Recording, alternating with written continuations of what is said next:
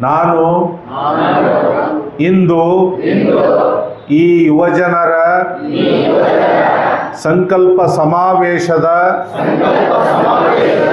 ಆಶಯದಂತೆ ಮಹಿಳೆಯರ ಘನತೆ ಮತ್ತು ಮಾನವ ಮೌಲ್ಯವನ್ನು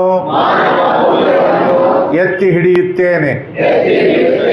ಮಹಿಳೆ ಮತ್ತು ಪುರುಷ ನಮ್ಮ ಸಮಾಜದ ಬಂಡಿಯ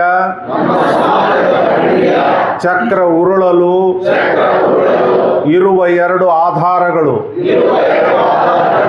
ಈ ಇಬ್ಬರಲ್ಲಿ ಒಬ್ಬರು ಇಲ್ಲದಿದ್ದರೆ ಸಮಾಜ ಮುಂದುವರಿಯುವುದು ಅಸಾಧ್ಯ.